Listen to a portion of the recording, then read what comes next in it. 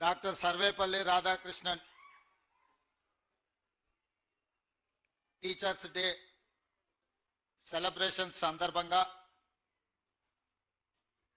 తెలంగాణ రాష్ట్ర ప్రభుత్వ ఆధ్వర్యంలో మా విద్యాశాఖ సెక్రటరీ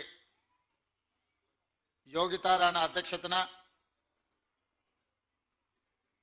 టీచర్స్ డే కార్యక్రమాన్ని ఏర్పాటు చేసి ఈ కార్యక్రమంలో నాతో పాటు మంత్రివర్గ సభ్యులు పొంగులేటి శ్రీనివాసరెడ్డి గారిని,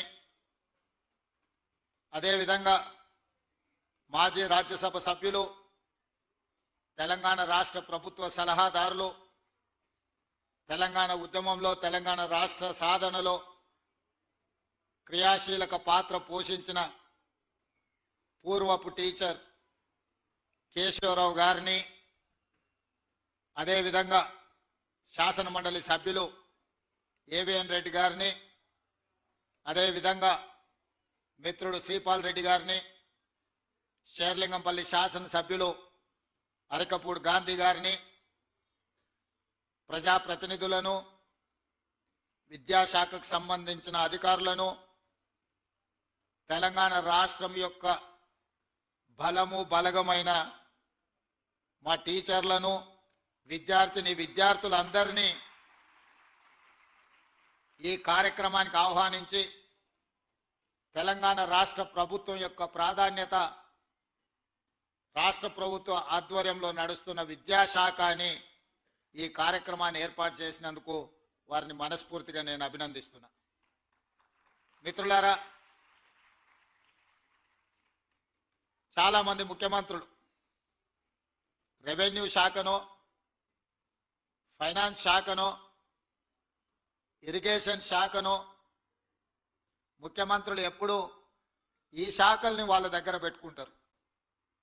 కానీ ప్రజాప్రభుత్వంలో రెవెన్యూ శాఖను పొంగులేటి శ్రీనివాసరెడ్డి గారికి, ఆర్థిక శాఖను మిత్రులు బట్టి విక్రమార్క గారికి, సాగునీటి పారుదల శాఖను పెద్దలు ఉత్తమ్ కుమార్ రెడ్డి గారికి ఇచ్చి మీ ముఖ్యమంత్రిగా, మీ సోదరుడుగా విద్యాశాఖను నా దగ్గర పెట్టుకున్నా.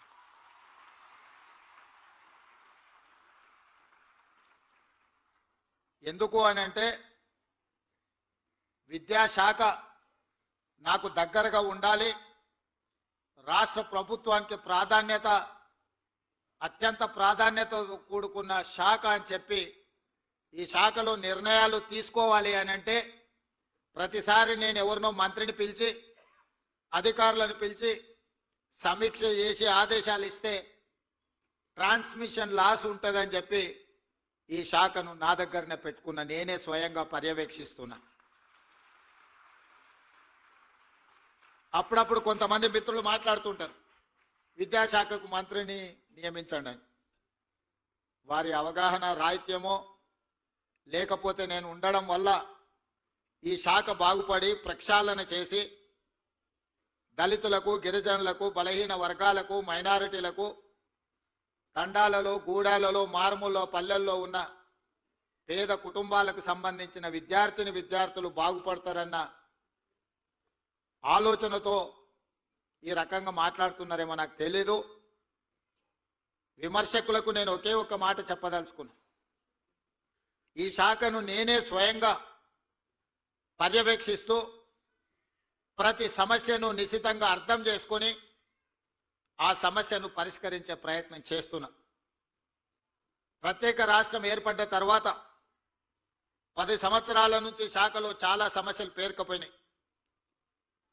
నేను ఎక్కువ అంశాలు రాజకీయ విమర్శలకు వెళ్ళను, కానీ తెలంగాణ ఉద్యమ సందర్భంగా ఆనాడు ఉద్యమంలో క్రియాశీలకంగా పాలు పంచుకున్న వాళ్ళు కేజీ టు పీజీ ఉచిత నిర్బంధ విద్య తెలంగాణ సమాజానికి అందిస్తామని చెబితే ఆనాడు మీ సంఘాల నాయకులు ఇక్కడనే మధుసూదన్ రెడ్డి గారు లాంటి వాళ్ళు ఉన్నారు. నిజంగానే అందరి భవిష్యత్తులు బాగుపడతాయని చెప్పి సంపూర్ణమైన మద్దతు ఆనాడు ఉన్న వాళ్లకు అందించారు. మరి తెలంగాణ రాష్ట్రం జూన్ 2, 2014 తర్వాత ఇక్కడున్న టీచర్లను, లెక్చరర్స్ని, ప్రొఫెసర్లను నేను అడుగుతున్నా, తెలంగాణ రాష్ట్రంలో ఆ 10 సంవత్సరాలు కేజీ టు పీజీ ఉచిత నిర్బంధ విద్య అమలు జరిగిందా, లేకపోతే మారుమూల ప్రాంతాలలో ఉన్న సింగిల్ టీచర్ పాఠశాలలు మూతబడ్డాయా, మీరే విశ్లేషించుకోండి అని చెప్పి నేను ఈ సందర్భంగా చెప్పదలుచుకున్నా. వివరాలు నాకంటే మీకు ఎక్కువగా తెలుసు. సమాజంలో చైతన్యం నిండిన, చైతన్యంతో కూడుకున్న ఆలోచన చేయగలిగిన ప్రభుత్వ ఉద్యోగులు ఎవరైనా ఉన్నారు అని అంటే ముందు వరుసలో మా ఉపాధ్యాయులు ఉంటారు అని నేను బలంగా నమ్ముతున్నా. నాటి తెలంగాణ ఉద్యమంలో ప్రతి ప్రాంతానికి, ప్రతి గూడానికి జై తెలంగాణ నినాదాన్ని చేరవేసింది ఇక్కడ ఉన్న ఈ ఉపాధ్యాయులే అన్న సంగతి నాకు సంపూర్ణంగా తెలుసు. ప్రభుత్వంలో ఉండే శాఖలు కొన్ని ప్రాంతాలకు, కొన్ని పట్టణాలకు, కొన్ని నగరాలకు మాత్రమే పరిమితం అవుతారు. కానీ విద్యాశాఖకు సంబంధించిన టీచర్లు ప్రతి ప్రాంతానికి కరెంట్ ఉన్నా లేకపోయినా, ఆ ఊర్లో హనుమాన్ల గుడి ఉన్నా లేకపోయినా, ఏదో ఒక పాఠశాల, ఒక టీచర్ ఆ ప్రాంతంలో ఉంటాడు. తనకు తెలిసిన సమాచారాన్ని ఆ ఊర్లో యథాలాపంగానో అనుకోనో ఏదో రకంగా అక్కడ ఉండే ప్రజలకు చెప్పి ప్రభావితం చేసే ప్రయత్నం చేస్తూనే ఉంటాడు టీచర్.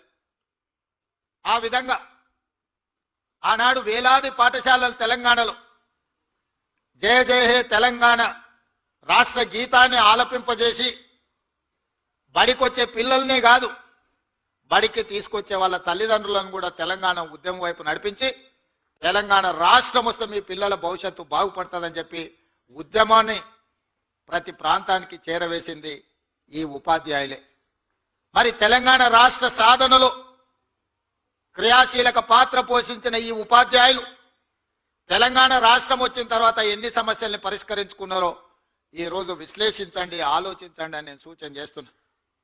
15-20 సంవత్సరాలు మీ ప్రమోషన్లు రాలే, 10 సంవత్సరాలు టీచర్ల బదిలీలు జరగలేదు, దాదాపుగా 7-8 సంవత్సరాలు టీచర్ల నియామకాలు జరగలేదు. 2017లో ఒక నోటిఫికేషన్ వస్తే మళ్ళీ 2024 సంవత్సరంలో 55 రోజుల్లో 11,000 మంది టీచర్ల నోటిఫికేషన్ కాదు, టెట్ పరీక్ష నిర్వహించి 11,000 మంది టీచర్ల నియామకాలు ఈ ప్రభుత్వంలో జరిగే వరకు టీచర్లను నియమించాలి, పేద పిల్లలకు విద్య నేర్పాలి, వాళ్ళని అవగాహనతో కూడుకున్న బాధ్యతాయుతమైన పౌరులుగా తీర్చిదిద్దాలి అని ఎందుకు ఆలోచన రాలేదో ఆనాటి పాలకులకు మీరే ఆలోచన చేయండి.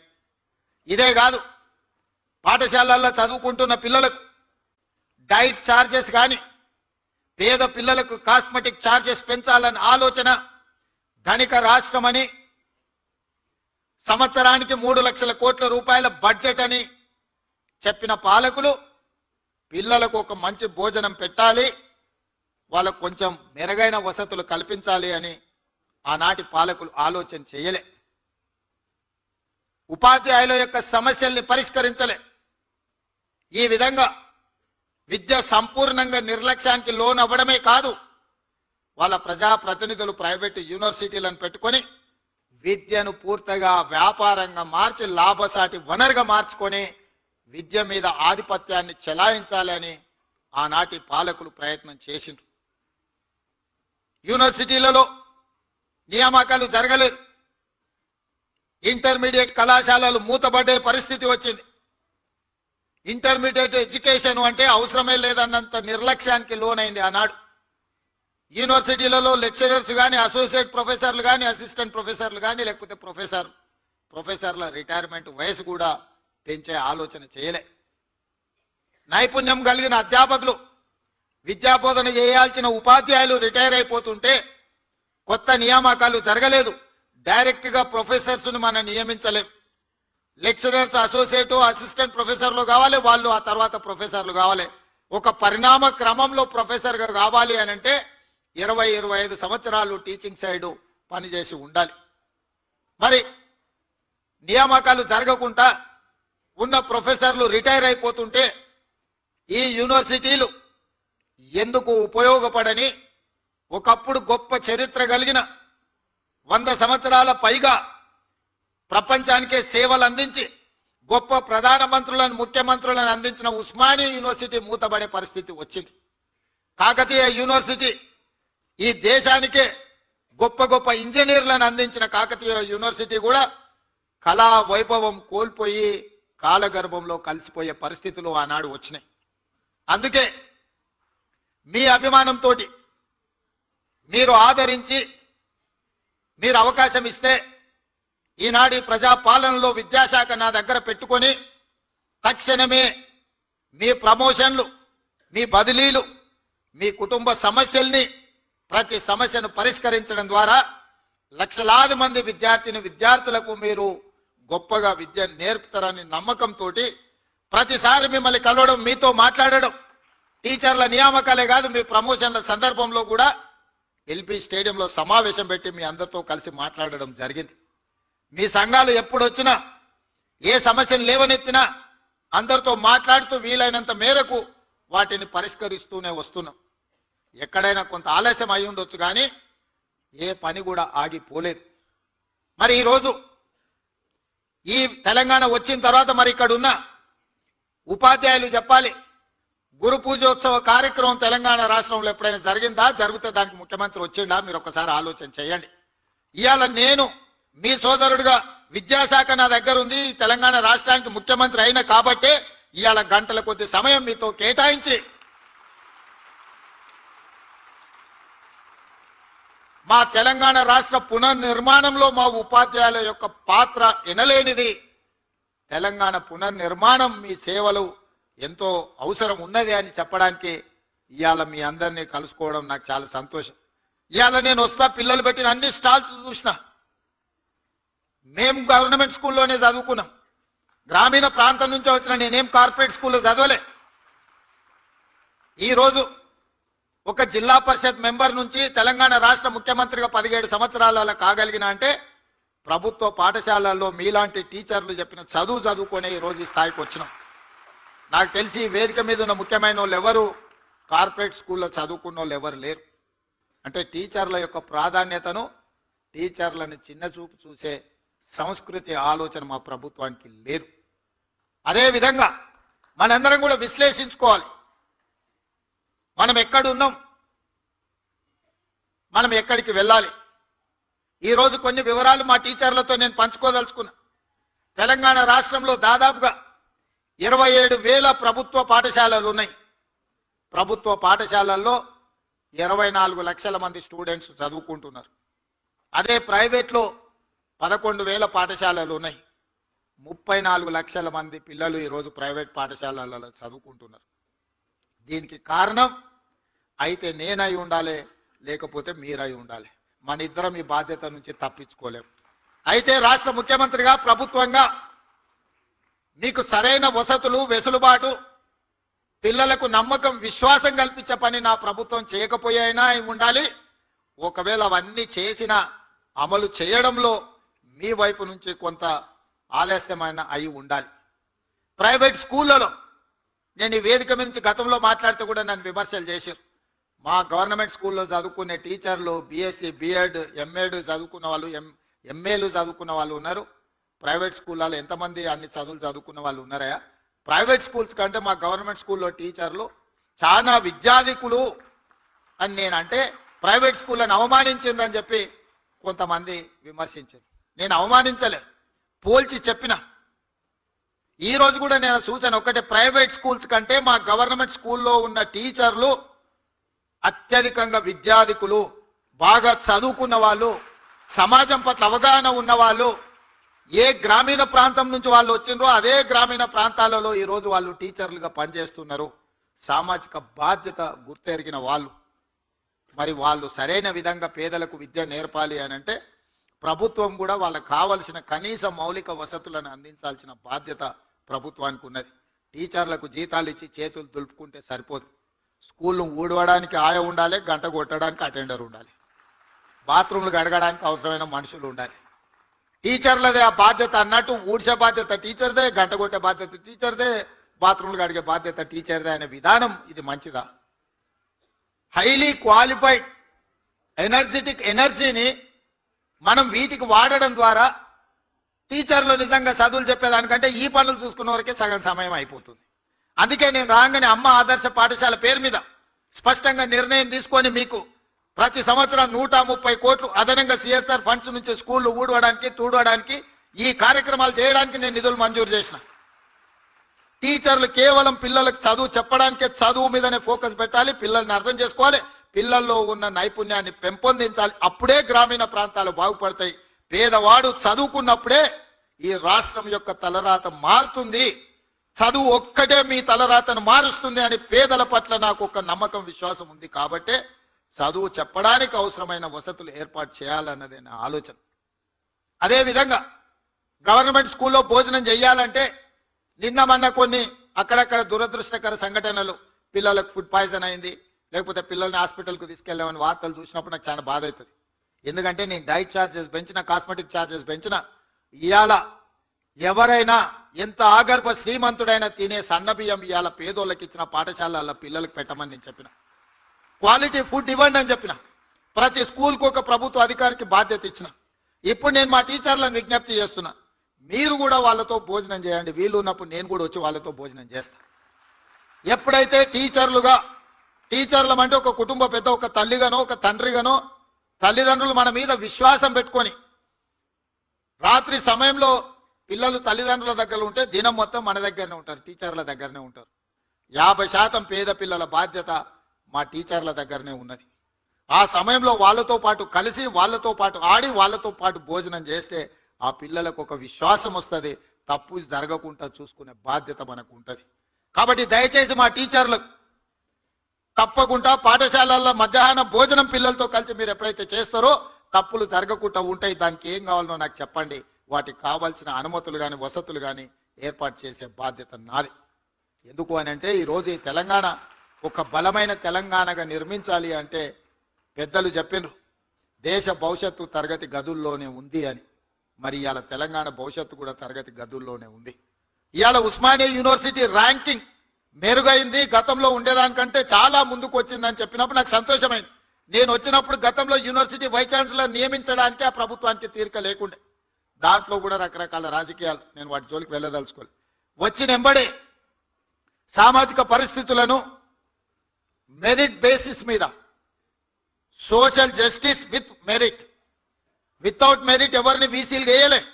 కానీ 100 సంవత్సరాల అవకాశం రాని సామాజిక వర్గాలకు కూడా ఉస్మానియా యూనివర్సిటీ వైస్ ఛాన్సలరు, లేకపోతే అంబేద్కర్ యూనివర్సిటీ, ఇతర యూనివర్సిటీలకు వాళ్ళకి బాధ్యత ఇచ్చి వాళ్ళు ఈరోజు వాళ్ళ బాధ్యత నెరవేరుస్తున్నారు. కాబట్టి ఉస్మానియా యూనివర్సిటీ యొక్క గ్రేడింగ్లో ఈరోజు చాలా అప్గ్రేడ్ అయినాం. ఇవాళ ప్రైవేట్ గవర్నమెంట్ స్కూల్స్లో కూడా నాకు తెలిసి మా విద్యాశాఖ అధికారులు చెప్పాలి, ఈ సంవత్సరం 3 లక్షల మంది విద్యార్థులు ప్రైవేట్ స్కూళ్ళ నుంచి మారి గవర్నమెంట్ స్కూళ్ళకు వచ్చిందంటే మీరందరూ ఎంత అద్భుతంగా పనిచేస్తున్నారో. ప్రతిసారి డ్రాప్ అవుట్సే ఉంటుండే, ప్రతి సంవత్సరం విద్యార్థులు తగ్గుకుంటూ చివరికి పాఠశాలలు మూతబడే పరిస్థితి తెలంగాణ రాష్ట్రానికి దాపురించింది. అక్కడి నుంచి ఈ సంవత్సరం మనం పెట్టిన ఎఫర్ట్స్ తోటి 3 లక్షల మంది విద్యార్థులు అదనంగా ఈరోజు ప్రభుత్వ పాఠశాలల చేరినరు అని అంటే నేను మనస్ఫూర్తిగా మా టీచర్లను నేను అభినందిస్తున్నా. మీరు బాధ్యతతోని వ్యవహరిస్తున్నారు. దీన్ని ఇంకా వేగంగా ముందుకు తీసుకెళ్ళాలి. ఆ మధ్య నేను పేపర్లో చూసిన, పిల్లలు రావడానికి స్కూల్కు ఆటో లేదు అని అంటే ఆ టీచర్లే చందాలు వేసుకొని ఆటోకు వాళ్ళు డబ్బులు ఇచ్చి ప్రతిరోజు పిల్లల్ని బడికి వచ్చే విధంగా జీతంలోకి వెళ్ళి కొంత కేటాయించి పిల్లలకు ఆటో వసతి ఏర్పాటు చేసి ఈరోజు కొంతమంది టీచర్లు పిల్లలకు చదువు చెప్తున్నారంటే వాళ్ళ సోషల్ రెస్పాన్సిబిలిటీని నేను అభినందిస్తున్నా. ఆదిలాబాద్లో ఇంకొక టీచర్, వాళ్ళ సతీమణి కూడా టీచర్ ఉండే, ఆవిడ మరణిస్తే ఆవిడ జ్ఞాపకార్థంగా 7 లక్షల రూపాయలు ఖర్చు పెట్టి ఆ స్కూల్లో మౌలిక వసతులను ఒక టీచర్ మెరుగుపరిచిండు అని అంటే విద్య పట్ల, పేదవాళ్ళ పట్ల ఆ టీచర్లకు ఉన్న దయాగుణాన్ని ఈరోజు మనందరం అర్థం చేసుకోవాలి. మా యోగితారాయణ గారు చెప్తున్నారు, ఆదిలాబాద్లో ఇంకేదో ప్లేస్, ఒక టీచర్ వైఫ్ అండ్ హస్బెండ్ ప్రమోషన్లు వచ్చినా ఏమొచ్చినా బదిలీ కాకుండా అక్కడనే ఉండే ఆదివాసీ పిల్లలకు వాళ్ళకి చదువులు చెప్పిండ్రు. మీ ద్వారా ఒక శాల్వ కప్పాలి ఆ టీచర్స్కి అని చెప్పిండ్రు. అంటే నేను తప్పకుండా కప్పడమే కాదు, ఏదో ఒకసారి ఆ స్కూల్ని కూడా నేను సందర్శిస్తానని మా ఎడ్యుకేషన్ సెక్రటరీ గారికి నేను చెప్పిన. ఇవన్నీ మీ సక్సెస్ స్టోరీస్. అక్కడో ఇక్కడో చిన్నయో పెద్దయో చెదురుమదురు సంఘటనలు జరుగుతాయి. 95% మనం ఎఫెక్టివ్గా పనిచేసినా 95% మంచి వాళ్ళు ఉన్నా 2% 3% అనుకోని తప్పిదాలు జరిగితే ఆ 2-3% మన శాఖకు మచ్చ తెచ్చిపెట్టే పరిస్థితి ఉంది. చాలా మంది నాకు సూచన చేశారు, most controversial subject education department, నువ్వు ఆ శాఖ ఎవరికన్నా ఇచ్చేసి అన్న వేరేది ఏదన్నా తీసుకో అని. నేను చెప్పిన లేదు, ఈ శాఖ నా దగ్గరనే పెట్టుకుంటా. కాంట్రవర్సీ అయినా పర్వాలేదు, ఏదో తేల్చుదామని నేను డిసైడ్ అయినా. మా అక్నూరు మురళి గారు ఉన్నారు. సార్ అన్నీ బాగానే ఉన్నాయి కానీ ప్రభుత్వ పాఠశాల అంటే 1వ తరగతి నుంచి చదువు చెప్తారు, నర్సరీ ఎల్కేజీ యూకేజీ ప్రైవేట్లో చదువుకున్నాక 1వ తరగతికి మన దగ్గరికి ఎందుకు వస్తారని ఆ సమస్య నాకు అర్థమైంది. అందుకే ఆలోచన చేసి మా ఎడ్యుకేషన్ కమిషన్, ఇంతవరకు ఎప్పుడు ఎడ్యుకేషన్ కమిషన్ లేదు తెలంగాణకి, first time education commission appoint చేసి ఇష్యూస్ని అడ్రస్ చేయడమే కాకుండా అక్నూరు మురళి గారు చేసిన సూచనల మేరకు ఈరోజు నర్సరీ ఎల్కేజీ యూకేజీ కూడా మనం తీసుకొని పేదలకు చదువు చెప్పాలి అన్న ఆలోచన ఈరోజు చేస్తున్నాం. ఎందుకంటే ఈ 3 సంవత్సరాలు ప్రైవేట్ స్కూల్కి వెళ్ళిన పిల్లలు మళ్ళీ గవర్నమెంట్ స్కూల్కి రావాలి అని అంటే రాలేరు. పేదోళ్ళు కూలి పని చేయడానికి, ఉపాధి హామీ పనులు చేయడానికి సిద్ధపడి సంపాదించింది పిల్లల చదువుల కోసం ఖర్చు పెడుతున్నారు. పిల్లల చదువు పట్ల తల్లిదండ్రులకు శ్రద్ధ పెరిగింది. అవసరమైతే 10 రూపాయలు ఖర్చు పెట్టుకుంటాం, ఓ పూట తినకపోయినా సరే మా పిల్లలకు మంచి చదువు చెప్పించాలని ఈరోజు తల్లిదండ్రులలో ఒక చైతన్యం వచ్చింది. నేను అడుగుతున్నా ఈరోజు మా ఉపాధ్యాయులను, ఆ చదువు మనం చెప్పలేమా? ప్రైవేట్ స్కూళ్ళకి ఎందుకు పోవాలి వాళ్ళు పేదవాళ్ళని నేను అడుగుతున్నా. మన దగ్గర శక్తి లేదా? మన దగ్గర చిత్తశుద్ధి లేదా? ఈ ప్రభుత్వం మీరు అడిగితే ఇవ్వంది ఏమైనా ఉందా? అందుకే ఈరోజు ఈ వేదిక మీద నుంచి ఉపాధ్యాయులకు అందరికీ నా విజ్ఞప్తి ఒకటే, మనం ప్రతిన బూనుదాం. ప్రైవేట్ స్కూళ్ళ కంటే, కార్పొరేట్ కాలేజీల కంటే నాణ్యమైన విద్యను పేదలకు అందిద్దాం. విద్య ఒక్కటే తలరాతను మారుస్తుంది. ఇవాళ పంచడానికి భూములు లేవు. పేదవాడు బాగుపడాలి, పేదవాడు సమాజంలో రాణించాలి అని అంటే విద్య ఒక్కటే ప్రామాణికం. ఇవాళ సిలికాన్ వ్యాలీని మన వాళ్ళు శాసిస్తున్నారంటే ఇంజనీరింగ్ గ్రాడ్యుయేట్స్ మన దగ్గర చదువుకున్నందుకే సిలికాన్ వ్యాలీని మనం ఈరోజు శాసిస్తున్నాం. దానికి కారణం విద్య. అందుకే ప్రపంచ దేశాలలో జరుగుతున్న మార్పులు చేర్పులను అన్నిటిని దృష్టిలో పెట్టుకొని ఈరోజు మనకు మనమే ఇక్కడ చదువుకోవడం కాదు, ఇతర దేశాలలో ప్రతి సంవత్సరం 200 మంది టీచర్లను సింగపూర్, సౌత్ కొరియా లాంటి దేశాలకు మిమ్మల్ని పంపించి అక్కడ విద్యను స్టడీ చేయడానికి మీ టీచర్లను విదేశాలకు పంపడానికి ఈరోజు మా ప్రభుత్వం నిర్ణయం తీసుకున్నది. మనం మన కోసం మనం పోటీ పడడం కాదు, మన పక్కలుండే ఊరును చూసి పోటీ కాదు, ప్రపంచ దేశాలతోనే విద్యలో మనం పోటీ పడాలి. ఈరోజు సింగపూర్ లాంటి, సౌత్ కొరియా లాంటి, జపాన్ లాంటి దేశాలు అభివృద్ధి చెందడానికి కారణం ఏంది? ఇవాళ జర్మన్ అభివృద్ధి చెందడానికి కారణం ఏంది? ఈరోజు చైనా అభివృద్ధి చెందడానికి కారణం ఏంది? అక్కడున్న విద్యార్థులకు నాణ్యమైన విద్యను అందించడమే కాకుండా ఒక పట్టుదలను నేర్పడం వల్ల ఆయా దేశాలు ప్రపంచంలో వేగంగా అభివృద్ధి పదం వైపు నడుస్తున్నాయి. మరి వాటన్నిటిని కూడా మనం వినడమే కాదు, చూడాల్సిన అవసరం ఉంది. అందుకే 1,20,000 మంది టీచర్లు ఈరోజు తెలంగాణ రాష్ట్రంలో ఉన్నారు. ఇందులోకి వెళ్ళి ప్రతి సంవత్సరం ఒక 200 మంది టీచర్లను ఇనీషియల్గా ఇతర దేశాలకు పంపించి అక్కడ ఉన్న పరిస్థితులను మీరు స్టడీ చేసి ఒక అవగాహనతోనే వెనక్కి రావాల్సిన అవసరం ఉంది. టీచర్లు అందరికీ కూడా ఈరోజు మర్రి చెన్నారెడ్డి దీంట్లో మనం ఓరియంటేషన్ క్లాసెస్ తీసుకుంటున్నాం టీచర్స్కి. ఎందుకు అనంటే నైపుణ్యం పెంచుకోవాల్సిన అవసరం ఉంది. మనం ఉద్యోగం వచ్చినప్పుడు ఉన్న పరిస్థితులు, మనం రాసిన పోటీ పరీక్షలు ఒకలాంటివి. ఈరోజు ప్రతి సంవత్సరం విద్య మారుతుంది, విధానం మారుతుంది, ఎడ్యుకేషన్ పాలసీస్ మారుతున్నాయి. నేషనల్ ఎడ్యుకేషన్ పాలసీ ఒకలాగుంటే మనకు తెలంగాణకు అసలు ఏ పాలసీ లేకుండా మనం ఉన్నాం. అందుకే మొన్న నేను ఆర్డర్ ఇచ్చిన, తెలంగాణ ఎడ్యుకేషన్ పాలసీని ప్రిపేర్ చేయండి అని పెద్దలు కేశవరావు గారిని చైర్పర్సన్గా పెట్టి కడేప్ శ్రీహరి గారిని, అక్నూరు మురళి గారిని, మా ఎడ్యుకేషన్ డిపార్ట్మెంట్లో ఉన్న అధికారులను కలిపి తెలంగాణ ఎడ్యుకేషన్ పాలసీ చేయడానికి ఒక కమిటీని అపాయింట్ చేసినాం. తెలంగాణ కూడా ఒక నూతనమైన ఎడ్యుకేషన్ పాలసీ కావాలి. ఆ ఎడ్యుకేషన్ పాలసీ పేద పిల్లల జీవితాలలో వెలుగులు నింపాలి. అందుకే మిత్రులారా, ఈరోజు ఉత్తమ ఉపాధ్యాయులను అభినందించడమే కాకుండా వాళ్ళందరినీ కలవాలి, వాళ్ళతో మాట్లాడడం ద్వారా మీతో ఆలోచనలు పంచుకోవాలి. ఈ రాష్ట్ర ప్రభుత్వానికి నర్సరీ నుంచి 12th క్లాస్ వరకు, 12th తర్వాత ఆ పిల్లలకు విజ్డమ్ వస్తుంది. వాళ్ళు డాక్టర్ కావాలనుకుంటున్నారా, ఇంజనీర్ కావాలనుకుంటున్నారా, ఐఏఎస్ కావాలనుకుంటున్నారా, ఐపీఎస్ కావాలనుకుంటున్నారా. కానీ ఫౌండేషన్ లేకుండా మీరు అంతస్తులు కడతామంటే అది ఉపయోగం లేదు. Foundation is very important than anything. ఆ ఫౌండేషన్ అనేది వేయగలిగింది ఇక్కడున్న ఈ టీచర్లు, ఈ ఉపాధ్యాయులే. మీరు నేను కలిస్తే ఆ ఫౌండేషన్ ఈ దేశానికి ఆదర్శంగా నిలబెడతాం. చివరిగా ఒక్క మాట చెప్పదలుచుకున్నా. కేజ్రీవాల్ ఢిల్లీలో 2వసారి 3వసారి ఎందుకు ముఖ్యమంత్రి అయ్యాడు? మొదటిసారి ఒక పరిస్థితిలో ఆయన, 2వసారి 3వసారి వారు ముఖ్యమంత్రి కావడానికి ప్రధానమైన కారణం ఆయన విద్యలో తీసుకొచ్చిన సమూలమైన మార్పులు. ఆ మార్పుని పేదలకు విద్యను అందించిన టీచర్లు కాబట్టి వారు 2వసారి 3వసారి ముఖ్యమంత్రి అయ్యారు. నాకు కూడా కొంచెం స్వార్థం ఉంది, మీరు మంచిగా పనిచేస్తే 2వసారో 3వసారో కావడానికి ఉంటుంది. నేనేం దాచిపెట్టదలుచుకోలే. నేను కష్టపడతా, నేను కూడా మీతో పాటు పనిచేస్తా. నేనేం పని చేయను, నేను ఫామ్ హౌస్లో అనుకుంటా మిమ్మల్ని కష్టం చేయమని నేను చెప్తలేను. నేను కూడా వస్తా, మీరు ఏడికి రమ్మంటే ఆడికి వస్తా, తండాలకు రమ్మంటే తండాలకు వస్తా, గూడాలకు వస్తా, ఎక్కడికి రమ్మంటే అక్కడికి వస్తా. నేను కూడా ఎక్కడి నుంచి వచ్చినా నల్లమల్ల అడవుల నుంచే వచ్చిన, గ్రామీణ ప్రాంతం నుంచి వచ్చిన. 6 నెలలకు ఒకసారైనా మా ఊరికి పోయి ఓ రోజు ఉండి వస్తాయి. ఎందుకంటే జూబ్లీల్స్ వచ్చిన కాబట్టి అది మర్చిపోద్దు. అక్కడికి పోతే మనం ఎక్కడొచ్చినామో మన మూలాలు మనకు గుర్తుంటాయి. మా టీచర్లకు కూడా నా సూచన ఒకటే, అప్పుడప్పుడు మనం ఎక్కడి నుంచి వచ్చినామో 4 నెలలకు ఒకసారి మన మూలాలను మనం గుర్తు చేసుకోవాలి. వెనక్కి ఊరికి పోయి మన దాయాదులను, మన పక్కింటోళ్ళను, మన ఊర్లో మన చిన్ననాటి మిత్రులను కలిసి ఒకరు వ్యవసాయం చేస్తుంటారు, ఒకరు బర్ల కాడికి పోతుంటారు, ఒకరు తినడానికి ఇబ్బంది పడుతుంటారు. వాళ్ళకంటే ఎంత మెరుగైన జీవితం మనకుందో ఒకసారి వస్తే మనం నిజంగా ఏం చేయాలనో మనకు ఒక అవగాహన వస్తుంది. అందుకే ఇక్కడికి వచ్చిన విద్యార్థులకు నేను సూచన చేయదలుచుకున్నా. పాఠశాల విద్యనే కాదు, ఈరోజు ప్రతి సంవత్సరం ఇంజనీరింగ్ గ్రాడ్యుయేట్స్ తెలంగాణ రాష్ట్రంలో 1,10,000 మంది పాస్ అవుతున్నారు. కానీ ఎంతమందికి ఉద్యోగాలు వస్తున్నాయి? మరి ఇంజనీరింగ్ సర్టిఫికేట్ అయితే తెచ్చుకుంటున్నాం, కానీ ఉద్యోగం రాక తల్లిదండ్రులు మా కొడుకు ఇంజనీర్ అంటారు. వీడి సర్టిఫికేట్ తెచ్చుకుంటాడు, కానీ బయటకు వస్తే వాని చదువుకు ఆ సర్టిఫికేట్కి సంబంధం లేకుండా పోతుంది. అందుకే ఈరోజు young India integrated residential schools పెట్టినాం. ప్రతి నియోజకవర్గానికి ఒకటి ఇచ్చినాం. 25 ఎకరాలలో 200 కోట్ల రూపాయలతోటి 100 స్కూళ్ళు 20,000 కోట్ల రూపాయలతో ఇవాళ young India integrated residential schools world's best model కింద ఈరోజు మనం కట్టాలనుకున్నాం. శాంక్షన్స్ ఇచ్చినాం, పనులు జరుగుతున్నాయి. నాణ్యమైన వసతులతో పాటు నాణ్యమైన విద్యను అందించడానికి ఈరోజు తీసుకొచ్చినాం. అదేవిధంగా యంగ్ ఇండియా స్కిల్స్ యూనివర్సిటీ పెట్టుకున్నాం. దేశంలో ఎక్కడా లేదు స్కిల్స్ యూనివర్సిటీ. డిప్లొమా కోర్సులు, సర్టిఫికెట్ కోర్సులు ఉన్నాయి. కానీ భవిష్యత్తు చదువుకోవాలంటే డిగ్రీ సర్టిఫికెట్ ఉంటే వాళ్ళు పీజీలు చదువుకోవచ్చు. అందుకే ఈరోజు తెలంగాణ రాష్ట్రంలో పబ్లిక్ ప్రైవేట్ పార్ట్నర్షిప్లో అతి తక్కువ ఖర్చులతో ఈరోజు పేదలకు అందరికీ స్కిల్స్ ఇంప్రూవ్ చేయాలని యంగ్ ఇండియా స్కిల్స్ యూనివర్సిటీని ఈరోజు మనం ప్రారంభించుకున్నాం.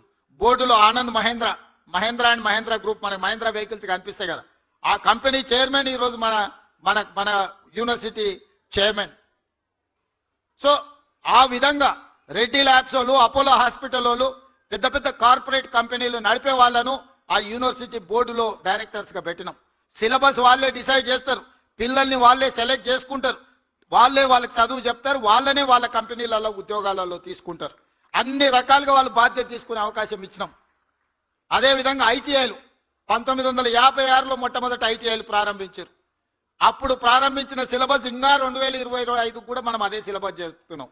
Diesel mechanic, fitter, plumber, electrician అని. డీజిల్ మెకానిక్ అని అందులో చేరి అంబాసిడర్ కారు నేర్చుకుంటున్నాడు.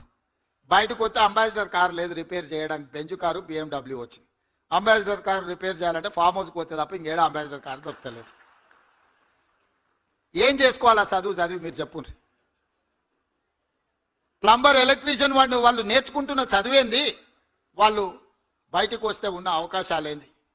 అందుకే ఈరోజు 65 ఐటీఐలు ఉన్నాయి తెలంగాణ రాష్ట్రంలో.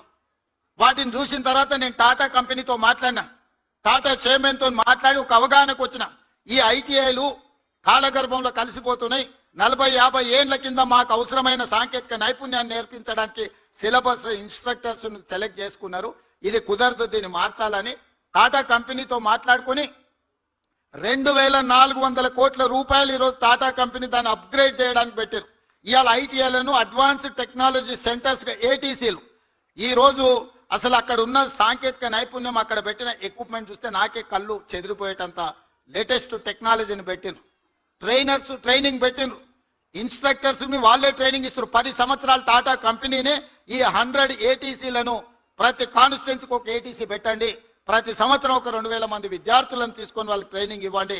ఈ రోజు సాంకేతిక నైపుణ్యం ఉంటే ఉద్యోగ ఉపాధి అవకాశాలు మెరుగుగా ఉన్నాయని చెప్పి ఈ రోజు టాటా కంపెనీని ఒక జాయింట్ వెంచర్ కింద తెలంగాణ రాష్ట్ర ప్రభుత్వం ఏటీసీలను ప్రారంభించింది. ఒలింపిక్ గేమ్స్ మీరు అందరు చూసారు. 140 కోట్ల జనాభా ఉంది, ఒక గోల్డ్ మెడల్ రాలే. మా పిల్లలు బాగా వినాలి, మా స్కూల్ స్టూడెంట్స్. ప్రపంచంలోనే అత్యధిక జనాభా ఉన్న దేశంగా గుర్తింపు పొందిన భారతదేశం, 18 ఏళ్ల నుంచి 35 ఏళ్ల మధ్యలో 60% జనాభా ఉన్న భారతదేశం ఒలింపిక్స్లో ఒక గోల్డ్ మెడల్ తీసుకురాలి. ఇది మనందరికి అవమానం కాదా? దేశానికి అవమానం అయితే మనకు కూడా అవమానం అయినట్టే కదా. సౌత్ కొరియా పోయినా నేను, చిన్న దేశం, ఒక సౌత్ కొరియన్ స్పోర్ట్స్ యూనివర్సిటీకి పోయినా, 30 ఎకరాలు ఉంది. మన ఉస్మానియా యూనివర్సిటీ 1600 ఎకరాలు ఉంది అనుకుంటా. మరి ప్రొఫెసర్ కాసిం గారు చెప్పాలి, 1500-1600 ఎకరాలు ఉంది. 1600 ఎకరాలు ఉన్న Osmania university south Korean sports university 30 ఎకరాలలో ఉంది. ఆ దేశానికి 32 గోల్డ్ మెడల్స్ వస్తే 16 మెడల్స్ ఆ ఒక్క యూనివర్సిటీ తీసుకొచ్చింది. ఒక అమ్మాయి నాకు తీసుకొచ్చి పరిచయం చేసి ఏదో అమ్మాయి నాకు బొకే ఇస్తుందేమో అనుకున్నా. బొకే ఇచ్చిన తర్వాత ఆ అమ్మాయికి నేను శాలువ కప్పాల్సి వచ్చింది. ఆ అమ్మాయి ఆర్చరీలో ఒలింపిక్స్లో 3 గోల్డ్ మెడల్స్ సాధించింది. ఒక అమ్మాయి south Korean sports university student నాకు బొకే ఇవ్వడానికి వచ్చింది అనుకున్న, తీరా చూస్తే నేనే శాలువ తీసి ఆ అమ్మాయికి కప్పాల్సిన అవసరం వచ్చింది. ఎందుకంటే 3 గోల్డ్ మెడల్స్ తీసుకొచ్చింది ఆర్చరీలో. మరి ఆ చిన్న దేశం 32 మెడల్స్ 30 ఎకరాలలో ఉన్న యూనివర్సిటీ 16 మెడల్స్ తెస్తే మరి మొత్తం భారతదేశం ఒక్క మెడల్ కూడా లేకపోతే ఇది మనకు అవమానం కాదా? అందుకే ఆలోచన చేసి దేశ ప్రతిష్ట పెరగాలి అంటే తెలంగాణలో స్పోర్ట్స్ యూనివర్సిటీ ఉండాలి, స్పోర్ట్స్ అకాడమీ ఉండాలి అని young India sports university and young India sports అకాడమీని పెట్టి దేశంలోనే ఒక గొప్ప యూనివర్సిటీగా తీర్చిదిద్దడానికి ఇవాళ నిర్ణయం తీసుకున్నాము. మట్టిలో మాణిక్యాలను వెలికి తీయండి, నైపుణ్యం ఉన్న క్రీడాకారులను గుర్తించండి, వాళ్ళకి 100% గవర్నమెంట్ స్పాన్సర్ చేసి క్రీడాకారులుగా తీర్చిదిద్దడమే కాదు, ఈ రోజు నిఖత్ జరీన్ బాక్సింగ్ లో ఛాంపియన్ తెస్తే గ్రూప్ 1 ఆఫీసర్ పోస్ట్ ఇచ్చిన, సిరాజ్ క్రికెట్ లో రాణిస్తే సిరాజ్ చదువుకున్నది ఇంటర్మీడియట్ ఫెయిల్ కానీ అన్ని రూల్స్ ఎగ్జామ్షన్ ఇచ్చి గ్రూప్ 1 జాబ్ ఇవాళ డిఎస్పీ చేసిన సిరాజ్ ఈరోజు డిఎస్పీ సిరాజ్ అయిండు స్పోర్ట్స్ లో రాణించినందుకు. నిఖత్ జరీన్ ఇవాళ డిఎస్పీ నిఖత్ జరీన్ అయింది.